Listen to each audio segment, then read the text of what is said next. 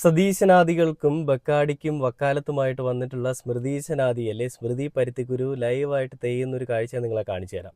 അതായത് NB രാജേഷിൻ്റെ മുൻപിൽ വലിയ പ്രഹസനവുമായിട്ട് വലിയ ഒരു ആരോ പറഞ്ഞു കൊടുത്ത്, അതായത് സതീശനാദികൾ പറഞ്ഞു കൊടുത്ത് എന്തൊക്കെയോ കേട്ടിട്ട് മെഴുകാൻ വേണ്ടിയിട്ട് വന്നാണ് ഈ മദ്യനയത്തിനെ പറ്റി അല്ല മദ്യത്തിൻ്റെ നികുതി കുറച്ചതിനെ പറ്റി നല്ല രീതിയിൽ ക്ലിയർ ആയിട്ട് മറുപടി തിരിച്ചു കൊടുത്തിട്ട് വിട്ടിട്ടുണ്ട്. ആ ഒരു വീഡിയോ നമുക്ക് എന്തെങ്കിലും കണ്ടുപോകാം.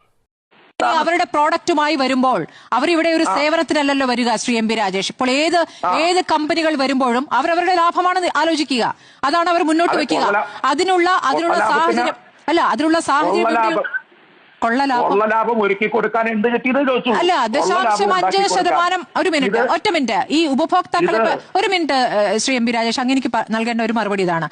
0.5% ഉള്ള ഒരു ആൽക്കഹോൾ കണ്ടന്റ് ഉള്ള ഈ വീര്യം കുറഞ്ഞ മദ്യം കഴിക്കുന്ന ആളും 43% ആൽക്കഹോൾ കണ്ടന്റ് ഉള്ള മദ്യം കഴിക്കുന്ന ആളും ഒരേ പൈസ നൽകണമെന്ന് പറയുന്നത് ഈ മദ്യ ഉപഭോക്താവിനോടുള്ള അനീതിയല്ലേ? അത് നിങ്ങൾ VD സതീശനോടാണ് ചോദിക്കേണ്ടത്. അദ്ദേഹമാണ് ഞങ്ങൾ ഇത് ആലോചിക്കുകയും ചെയ്യാത്ത ഘട്ടത്തിൽ നികുതി കുറച്ച് കൊടുക്കാൻ പോകുന്നു, അഴിമതി നടത്താൻ പോകുന്നു എന്ന് പറഞ്ഞത്. അദ്ദേഹമാണ് പറഞ്ഞത്, അന്നേ പറഞ്ഞിട്ടുണ്ട്.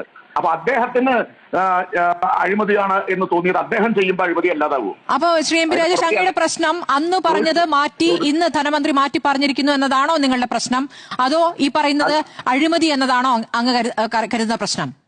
അതീവ രഹസ്യമായി ചെയ്തത് എന്തിനാണ് എന്നതാണ് ചോദ്യം. രഹസ്യമായിട്ട് ബജറ്റിൽ ഒരു കാര്യം അവതരിപ്പിക്കാൻ പറ്റുമോ ശ്രീ MP രാജേഷ്? UDF ഇവിടെ അനൂപല്ലേ എന്ന് പറഞ്ഞത് മദ്യനയത്തിൽ ചർച്ച ചെയ്തിട്ടില്ല. മദ്യനയം വരാൻ പോണേ ഉള്ളൂ, എന്താ സംശയം? അങ്ങ് എക്സൈസ് മന്ത്രി ആയിരിക്കുമ്പോൾ ധനമന്ത്രി എല്ലാം അങ്ങോട്ട് ചോദിച്ചിട്ടാണോ എല്ലാം പ്രഖ്യാപിച്ചിരുന്നത്? അങ്ങനെയാണോ? തീർച്ചയായിട്ടും എല്ലാ സർക്കാരുകളും അങ്ങനെയാണെന്ന് ഞാൻ കരുതുന്നില്ല. പ്രധാനപ്പെട്ട ചില കാര്യങ്ങൾ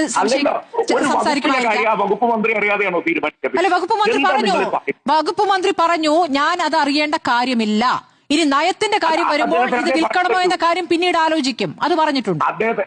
ഞാൻ ചോദിക്കട്ടെ, എന്തൊരു വിവരക്കേടാണോ പറഞ്ഞതിനർത്ഥം? എക്സൈസ് മന്ത്രിയോ? ബജറ്റ് പാസാക്കിയാൽ ആ നിയമസഭ പാസാക്കിയ ബജറ്റിലെ നികുതി നിർദ്ദേശം യാഥാർത്ഥ്യമായി. പിന്നെ നയത്തിൽ എന്ത് എഴുതി വെച്ചിട്ട് എന്താ കാര്യം?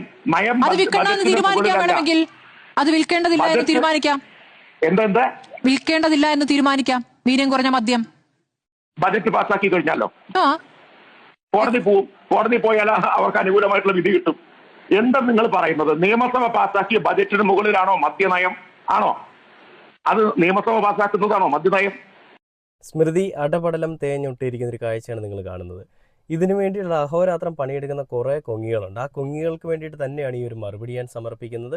ഇത് കണ്ടിട്ട് ആത്മപുളകിതം കൊള്ളുക. സ്മൃതി പരുത്തിക്കുരു എന്തൊരു മെഴുകലാണല്ലേ, എന്തൊരു അഹോരാത്രം